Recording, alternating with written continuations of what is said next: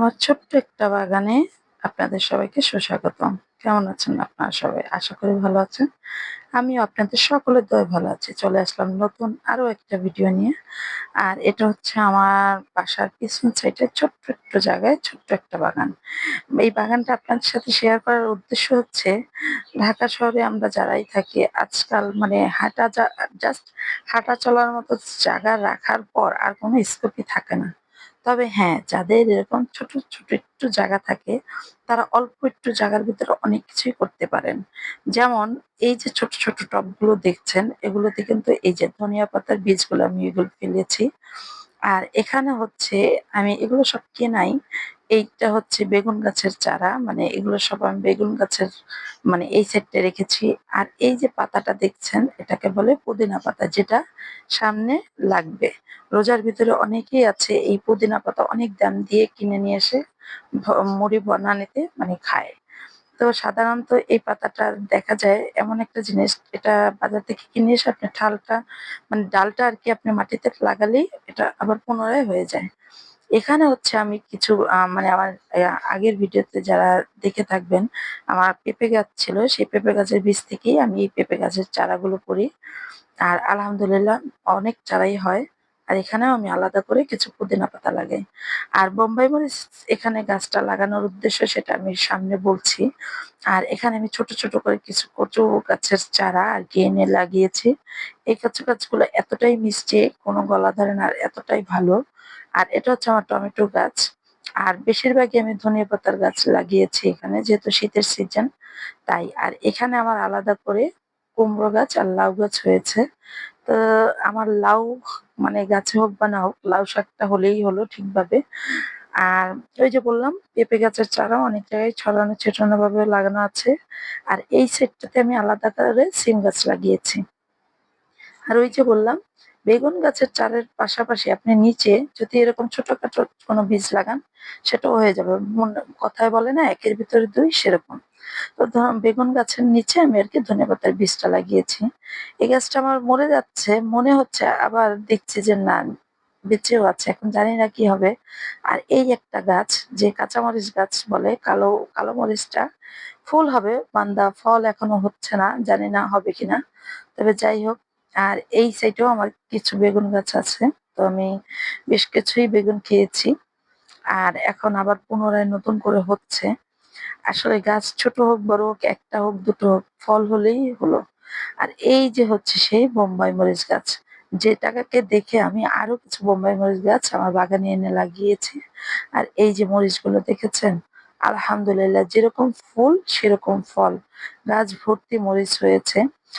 আর এখানে মরিচ সেভাবে তো অনেকেই বোম্বাই মরিচ হোক আর কাঁচা মরিচ হোক খেতে পারার সম্ভাবনা হবেও না। তবে আলহামদুলিল্লাহ সবাইকে দিয়ে রেখেই খাবো।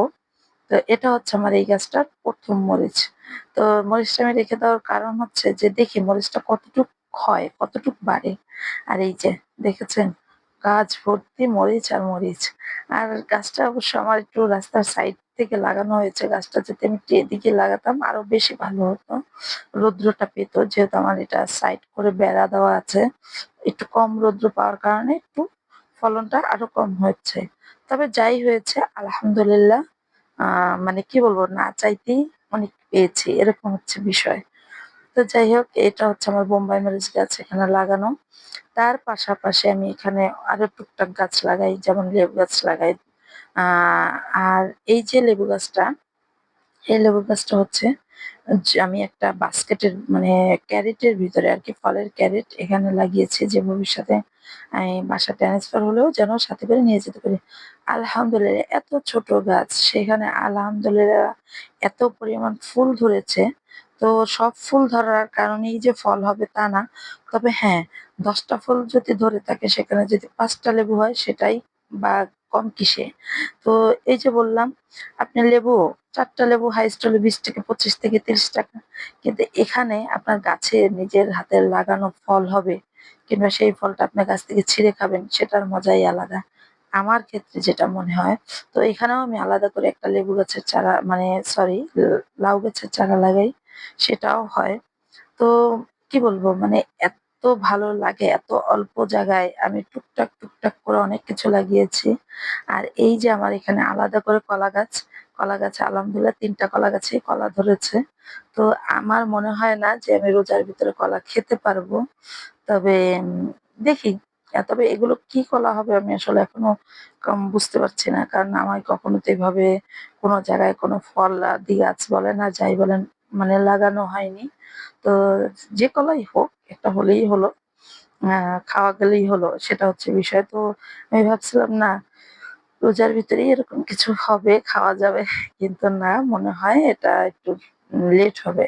তো লেট হলেও হোক, কলা নিয়ে বিষয়, গাছে ফল হয়েছে এটাও বিষয়।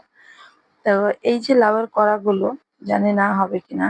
অনেকেই বলে যে আ ফুল যতক্ষণ থাকবে ততক্ষণ আপনার লাউয়ের কড়ার আশা করা যায়। তো ওই যে বললাম লাউ না হলেও আমার কোনো সমস্যা নেই। আ গাছ হলেই হচ্ছে। কারণ লাউ শাকটা আমার খুবই ভালো লাগে। কুমড়ো শাকটার থেকেও। কারণ কুমড়ো শাকে অনেক আল থাকে যেটা হাতের জন্য খুব ক্ষতি এবং কি মানে করতে গেলে, রান্না করতে গেলে, ধুতে গেলেও একটু প্রবলেম হয়। তো যাই হোক আর এই যে ঢেঁড়স গাছগুলো এগুলো আমি বীজ করে পানিতে ভিজিয়ে তারপর লাগিয়েছি। তো এটা যাই হোক আমার এই বাগানের দেখে আপনারা কে কি ভাবছেন জানি না। কিন্তু আমার দেখানোর উদ্দেশ্য হচ্ছে আপনার ছোট জায়গা হোক, অল্প একটু জায়গা হোক কিংবা এই ধরনের মানে টব হোক, আপনি লাগালে অনেক কিছুই মানে হবে এবং কি ভাল লাগবে।